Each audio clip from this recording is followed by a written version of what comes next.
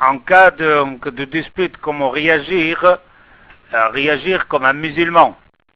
Un musulman réagit quand l'autre personne est en colère, l'autre personne baisse un peu, donc même si elle a raison.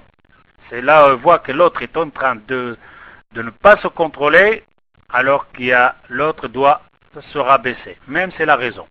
Et vice versa. Quand c'est la femme qui crie et ne se contrôle pas, le mari ne commence pas à crier. Il se tait pour le moment, même s'il a raison. La même chose. Parfois, c'est le mari, ce jour-là, il a attrapé une colère, et ça crie partout. La femme ne doit pas tenir tête, et doit se taire, et elle attend que le temps passe pour qu'on puisse discuter. Et après, quand on s'assoit pour discuter, si on n'arrive pas à se comprendre et que chacun dit que j'avais encore raison, c'est-à-dire de laisser passer la colère. Pas discuter en état de colère. Laissez passer la colère. Fais semblant comme quoi ça va. Ils ont tort.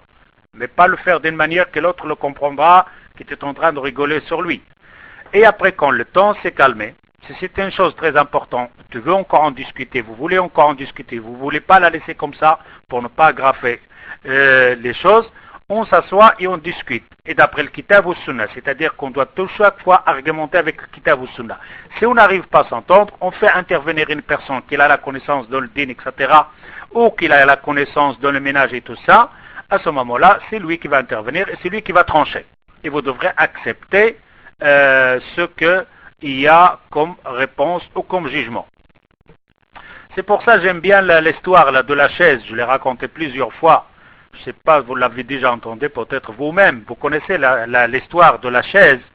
C'est dans les discussions, dans les disputes, c'est question de mu'min, question d'un musulman. C'est pour ça que le prophète sallallahu alayhi wa sallam, il dit poser celle de la religion. Et pour la fille, il dit prenez celle de la religion. Pourquoi? Parce que quand on arrive à ce genre de discussion, on a une sortie.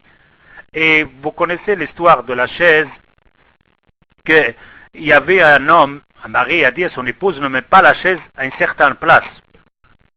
Car chaque fois qu'il rentre, il coince dedans et il se fait mal parce qu'il ne la voit pas et il a dit à son épouse, ne met pas la chaise là.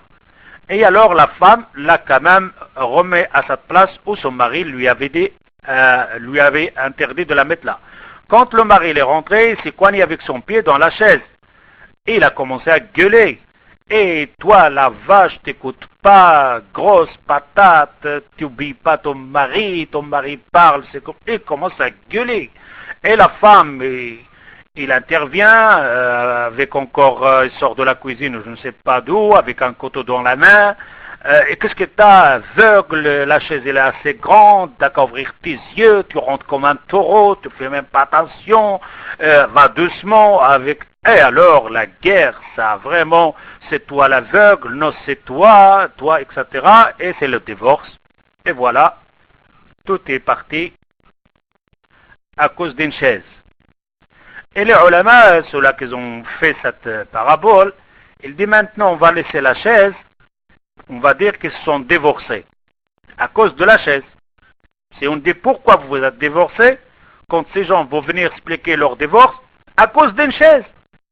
Il dit on va laisser la chaise, mais on va changer les acteurs. On va faire des acteurs musulmans. Il dit, le musulman rentre, il dit à son épouse, ne mets pas la chaise là. Et la femme la remet quand même. Le mari rentre et se coince dans cette chaise-là, mais il n'a pas crié. Il a mordu sur ses lèvres, il se tait. Mais la femme qui est en train d'occuper, elle a entendu le bruit de la chaise. Il venait en courant.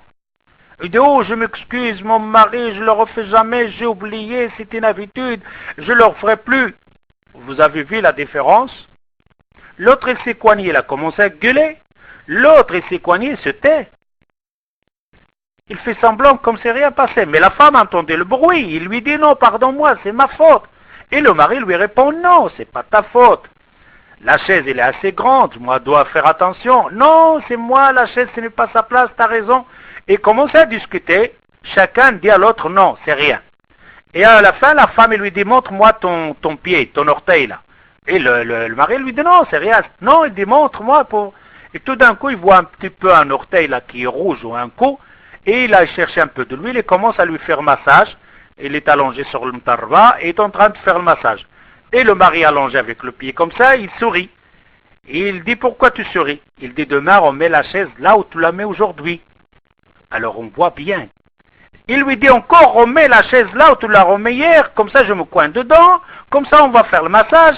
À une chaise qu'il a ramené de l'amour, une chaise qui a fortifié l'amour. Alors une chaise qui a fait le divorce, une chaise, la même chaise, a fait renforcer de l'amour, de l'attirance l'un vers l'autre. Ce n'est pas la chaise qui a fait l'affaire, c'est la personne, c'est le comportement de la personne. La chaise ici qu'il s'est coigné, on est arrivé où? Le pied sur les cuisses de sa épouse, le massage, et il dit remets la chaise, c'est bien ça. On voit bien que ce n'est pas la chaise, c'est les personnes, le mari et la femme, qui ne savent pas comment dialoguer, comment l'autre doit baisser, car un mu'min, quand il rabaisse un petit peu, l'autre à côté, la femme qui est mu'min, va se rabaisser elle-même. Le contraire chez les mécréants, les koffars, nos musulmans, le degré augmente. Chez les musulmans, le degré baisse. L'autre, il dit, excuse-moi, l'autre lui répond, non, c'est de ma faute. Le contraire, l'autre, il dit, non, c'est ta faute, non, c'est ta faute, et on augmente. Voilà comment on réagit dans les cas de dispute. Alors, si vous retenez l'histoire de la chaise, vous pouvez réfléchir là-dedans, et vous allez voir que ça marche très très bien.